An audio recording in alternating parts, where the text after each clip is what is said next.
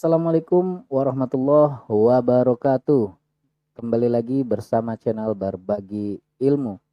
Selamat datang di struktur organisasi proyek bagian kedua.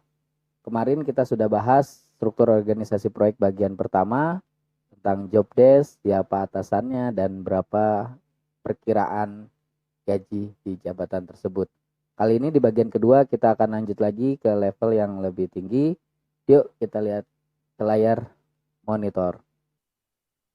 Ya, kita sudah berada di layar monitor kembali. Kita akan membahas mengenai struktur organisasi proyek bagian kedua ya teman-teman. Nah, di sini kita bisa lihat kemarin kita sudah sedikit membahas terkait struktur organisasi proyek dari yang di atas garis putus-putus, dari di atas garis putus-putus. Nah, di sini kalau ke atas itu dia head office dan yang ke bawah dia adalah tim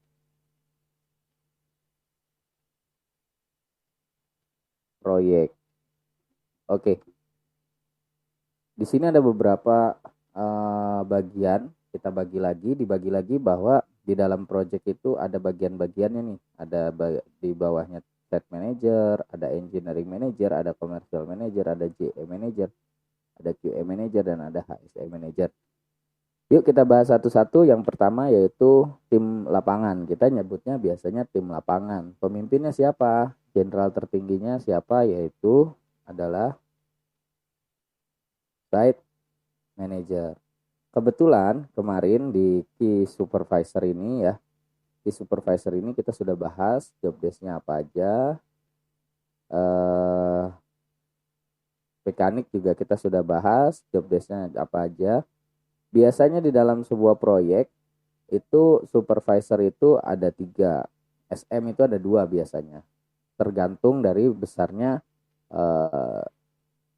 nilai proyeknya. Kalau misalkan nilai proyeknya cukup besar, SM-nya bisa 3. Ada SM struktur, ada SM arsitek atau finishing, ada SM MEP.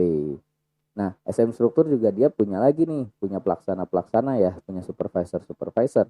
Ada yang supervisor 1, 2, 3. Kalau struktur ada yang supervisor besi, ada yang supervisor beton, ada yang supervisor tor.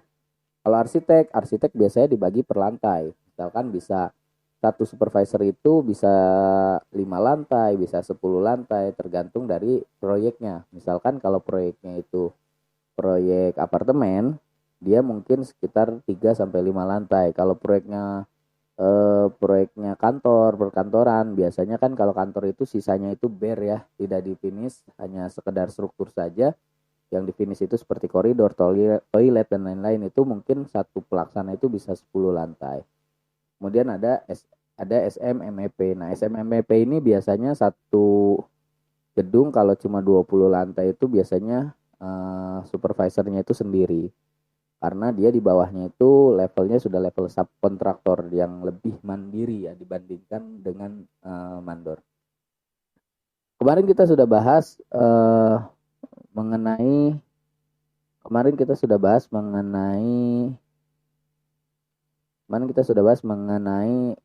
key supervisor jabatannya ya, job desk-nya seperti apa. Kita akan bahas mengenai job desk-nya site manager. Site manager ini sangat berat tugasnya. Dia harus bisa mengayomi seluruh tim.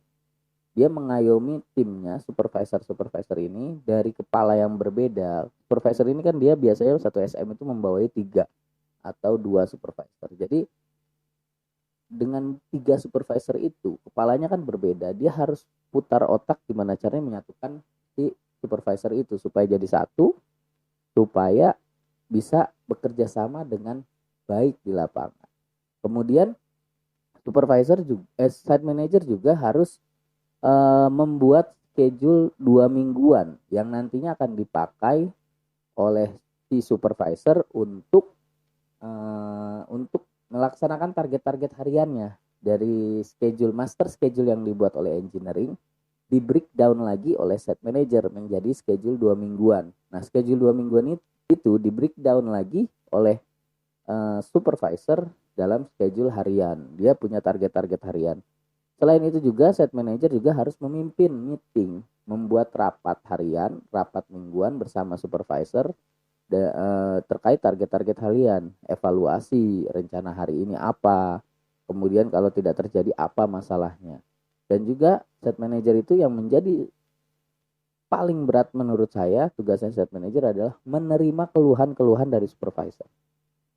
Ada yang keluhan masalah teknis, ada yang keluhan masalah non teknis. Nah, si set manager ini harus dapat memberikan problem solving kepada bawahannya agar penyelesaian itu bisa cepat dilaksanakan. Karena di dalam sebuah proyek mundur 1 hari itu sama aja mengalami kerugian ratusan juta buat perusahaan. Kemudian selain itu tugasnya set manager juga apa? Dia selain tugas terhadap progres waktu, dia juga memiliki tanggung jawab terhadap quality. Dia harus memberikan doktrin atau semacam seperti apa ya namanya ya, bimbingan lah kepada supervisor bahwa mutu itu ya harus dijalankan, nggak cuma sekedar ya sudah kerja kerja kerja yang penting jadi. Nggak, set manager juga harus memberikan pemikiran bahwa supervisor harus mintingin juga yang namanya quality ya. Diingatkan di meeting harian itu, diingatin quality. Dan juga safety juga harus sama nih. Si pemberi kerja, siapa sih pemberi kerja itu? Pemberi kerja ya perusahaan. Wakilnya perusahaan siapa? Project manager. Project manager nyuruh lagi ke siapa? Set manager. Nah, set manager inilah yang harus bertanggung jawab terhadap safety. Ketika nyuruh, ya dia harus bikin analisanya nih, JSEA. Dia bersama si subkontraktor, dia bikin JSEA, job safety environmental analysis. Nah, jadi dia harus memberikan analisa risiko apa yang akan terjadi di pekerjaan tersebut. Dia juga harus memberikan wejangan-wejangan dan membuat JSEA itu yang akan diberikan kepada HSE manager. Kemudian selain JSEA, dia juga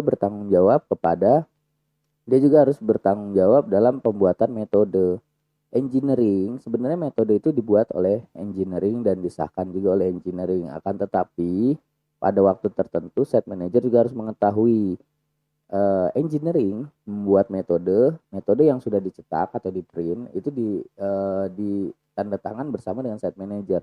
Set manager harus mengetahui metode yang dibuat oleh engineering. Seandainya metode yang dibuat engineering itu tidak masuk akal atau tidak bisa dijalankan di lapangan, set manager bisa protes atau memberi masukan-masukan lainnya sehingga di lapangan dapat dijalankan dengan baik. Di dalam metode sendiri ya itu ada JSEA dan ada juga HSE plan-nya mau seperti apa. Kurang lebih seperti itu job desk set manager. Yuk kita cek kira-kira berapa nih gajinya si set manager. Kita lihat kira-kira kalau set manager udah level manager itu kita nggak menyebut sebagai fresh grade ya, fresh graduate. Kita menyebutnya sebagai SM junior atau set manager junior. Mungkin set manager junior saya perkirakan ya sekitar 12 sampai 15 juta per bulan. Untuk yang senior sekitar 16 sampai dengan 23 juta per bulan. Wow, angka yang lumayan fantastis untuk seorang site manager. Kemudian jabatan tim engineering. Di proyek juga ada namanya tim engineering. Siapa? Pimpinannya yaitu engineering manager. Biasanya engineering manager ini ada di proyek-proyek besar. Kalau proyek-proyek kecil di bawah 200 M itu jarang sih ada engineering manager yang saya alami ya. Engineering manager itu ada di proyek-proyek besar. Biasanya cuma SE arsitek, SE struktur, SE MEP, dan drafter. Drafter ini kemarin kita sudah bahas terkait job desk-nya. Yuk kita bahas mengenai job desk SE arsitek struktur dan MEP. Kita general aja karena job desknya sama aja, cuma bidangnya aja yang berbeda. Salah satu job desknya yaitu dia menyusun bersama-sama dengan drafter yang membuat soft drawing, CSE yang mengecek pembuatan soft drawing itu harus sesuai dengan standar detail yang diinginkan oleh perencana ataupun owner. Kemudian selain mengecek gambar juga CSE itu harus mengetahui kontrak. Gambar yang ada, gambar forecon atau gambar dari perencana itu dicocokkan dengan kontrak. Apakah muncul di spek ataukah muncul di spesifikasi teknisnya? Kalau muncul ya ayo kita kerjakan. Contohnya misalkan di spesifikasi teknis itu tertera bahwa seluruh area basah pengecoran harus menggunakan trowel finish. Sedangkan di gambar forecon tidak tertera. Artinya di gambar forecon, di gambar soft drawing harus di area-area basah seperti toilet, seperti area roof atau balkon, dia harus di trowel finish sesuai dengan spesifikasi yang ada, walaupun di forecon tidak disebutkan. Kemudian SE juga bertanggung jawab terhadap gambar yang dibuat oleh si drafter. Gambar yang udah dibuat dicek oleh dia, kemudian di approve oleh owner, dia juga bertanggung jawab terhadap gambar tersebut. Lalu apalagi SE menjadi jembatan bagi tim lapangan dalam berkomunikasi terkait masalah-masalah teknis. Contoh misalkan, oh di lapangan ternyata dengan ukuran segini tidak bisa terpasang. Nah, SE ini harus membuat yang namanya RFI, Request for Information, terhadap owner, terhadap MK, terhadap perencana bahwa gambar yang ada itu tidak bisa dikerjakan oleh tim lapangan. Maka tim engineering membuat pertanyaan atau masukan seperti ini, yang nantinya akan dikaji oleh MK, akan dikaji oleh owner. Jika di approve, maka tim engineering akan membuat soft drawingnya. Kemudian selain RFI, engineering juga harus dapat memutuskan secara engineering mendadak lah ibaratnya di lapangan kalau terjadi sesuatu hal yang penting atau urgent yang harus diselesaikan dalam waktu cepat, dalam arti tidak menyimpang terhadap kaidah-kaidah SNI yang sudah ditetapkan. Kurang lebih SE tugasnya adalah seperti itu. Oh iya, satu lagi, approval material. Approval material juga ada di SE tanggung jawabnya. SE harus baca spek teknis nih, materialnya mau pakai misalkan waterproofingnya tipe apa, mereknya apa. Waterproofing kan ada yang integral cair, ada yang coating, ada yang membran. Nah, itu tertera di spek teknis. Nah, dia yang mengajukan approval material tersebut. Lalu berapa nih gajinya nih? Kira-kira nih SE ya, gaji SE itu ternyata masih ada ya, SE fresh grade ya. SE fresh grade itu kurang lebih 6,5 sampai 8 juta. Yang sudah experience itu bisa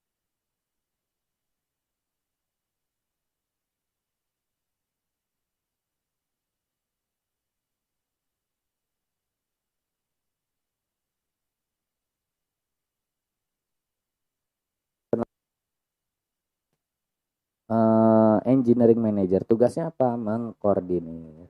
Kalau proyek besar, engineering manager ini mengkoordinir para SE dalam pembuatan drawing. Ada namanya composite drawing. Composite drawing itu menggabungkan gambar struktur, arsitek, dan MEP.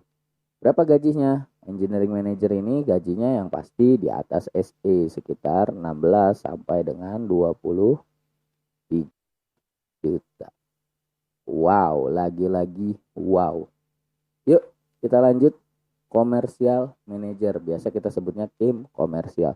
Tim komersial ini anak buahnya cuma dua nih, ada quantity surveyor dan ada buyer. Buyer di sini kita sudah bahas sebelumnya ya. kita bahas quantity surveyor. Tugasnya quantity surveyor adalah dia membuat top 6 pembayaran vendor maupun mandor maupun subkontraktor. Tapi nggak cuma itu terhadap internal ya. Dia juga ada tugas pembayaran terhadap eksternal. Apa aja? Dia membuat semacam dia melis PMI atau RFI yang ada perubahan gambar, itu dia list tuh semua nih. Dia membuat list, ada VO, pekerjaan tambah dan lain-lain, itu dibuat list sama dia, dihitung berapa biayanya, dan itu diajukan kepada owner bahwa perusahaan membutuhkan pekerjaan tambah nih akibat perubahan gambar dan lain-lain sebagainya. Kemudian tugasnya selain itu juga dia mengingatkan, menghitung waste material.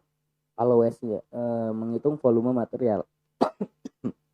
Misalkan volume materialnya sudah mau habis, 1000 sak nih maksimal. Kalau sudah 700 biasanya di warning, volume baru segini tapi udah 700, gimana nih, seperti itu. Kemudian atasannya quantity surveyor, yaitu commercial manager. Ya, untuk jabatan commercial manager itu tugasnya adalah mengkoordinir para quantity surveyor, tapi juga dia membantu dalam pekerjaan quantity surveyor. Nah, komersial ini adalah jabatan penting, sangat-sangat penting di dalam sebuah perusahaan, karena dia yang tahu keuangan sebuah proyek. Bahkan site manager pun tidak tahu uang proyek itu ada berapa lagi sih. Nah, yang tahu adalah komersial, karena komersial itu membantu project manager dalam menghitung biaya preliminary, biaya alat, biaya sewa alat gitu kan, biaya langsung dan biaya tidak langsung. Itu semua dihitung oleh commercial manager. Berapa sisa uangnya? Proyek progresnya udah 75%, uang yang habis udah berapa? Cash in cash out-nya di situ juga dikontrol oleh commercial manager. Berapa nih gaji quantity surveyor? Yuk kita lihat.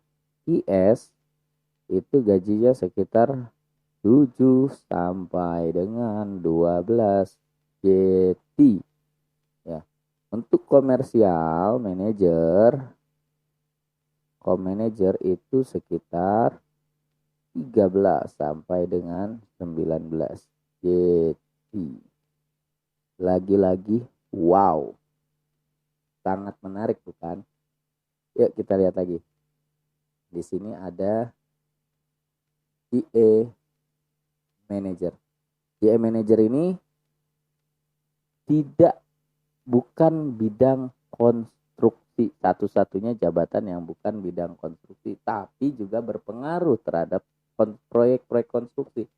Dia berhubungan langsung dengan warga sekitar.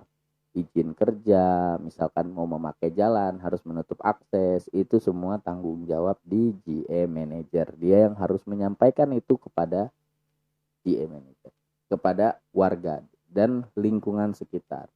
Cukup berat, dia memiliki anak buah, beberapa ya, ada gudang dan ada kasir. Ini maksudnya kepala security. Jadi security itu ada di bawah GA manager.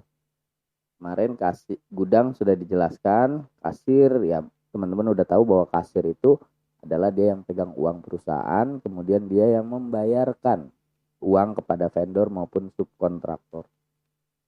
Lalu berapa nih gaji GA? Yuk kita lihat gaji GA yang fresh grade atau junior, dia itu sekitar 7 sampai dengan 10 juta. Yang senior, yang experience ya, yang experience itu sekitar 11 sampai dengan 16 juta. Lagi-lagi wow, sangat menggiurkan. Kemudian ada lagi nih dua tim terakhir ini adalah tim yang sedikit berseberangan secara apa ya namanya, segi sosial. Itu dia selalu bersimpangan dengan tim yang lain. dua tim terakhir nih. Yang pertama adalah tim QA Manager. Nah, QA Manager ini terkadang dia tidak punya anak buah. Terkadang nggak punya anak buah. Dia sendirian kalau proyeknya kecil. Tapi kalau proyeknya besar, dia ada anak buah satu QA Engineer. Bedanya apa dengan QC? Secara garis besar, QC itu adalah si pelaksana yang kerja. Itu setelah selesai, dicek sama QC. QC yang ngecek. Tapi kalau QA tidak seperti itu. QA itu lebih terhadap mempersiapkan proses. Bagaimana membuat prosedur kerja, membuat instruksi kerja, persiapannya seperti apa. Hasilnya semua dicek oleh quality supervisor atau pelaksana. Nah, QA ini biasanya di proyek tugasnya adalah mengkoordinir tes-tes. Misalkan ada tes beton. Nah, dia yang koordinir tes beton. Tes tekan beton ya. Tes tarik besi. Ada lagi misalkan tes tarik baja profil ya, tes tarik baja profil. Terus ada misalkan trial mix. Jadi semua yang berhubungan dengan pekerjaan awal itu QA manager sangat terlibat dalam pembuatan mock-up ruangan, mock-up pekerjaan, item pekerjaan itu juga sangat terlibat. Kemudian yang terakhir adalah memonitoring defect list serah terima. Jadi segala bentuk defect list itu dimonitor oleh QA manager, tapi yang melaksanakan tetap site manager. Berapa nih gajinya nih? QA engineer dulu ya. Untuk engineer itu sekitar 6,5 sampai dengan 9 juta. QA manager itu sekitar 10 sampai dengan 17 juta. Tergantung dari seberapa banyak pengalaman kerjanya. Nah, yang kedua, tim yang selalu berseberangan dengan tim lain yaitu adalah HSE. HSE manager kurang lebih sama ya dengan quality. Jadi kerjaannya kerjaannya itu membuat planning, HSE plan terkait kemana orang mau keluar, di mana harus membuat jalur akses orang, di mana harus membuat jalur akses yang aman, seperti itu. Itu tugas-tugasnya.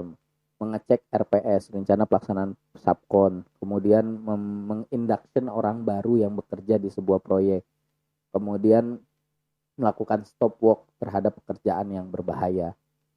Kurang lebih pekerjaan HSE manager seperti itu. Berapa gajinya? Gaji HSE SPV itu sekitar 5 sampai 9 juta. Kemudian untuk yang HSE manager itu sekitar 10 sampai 15 juta.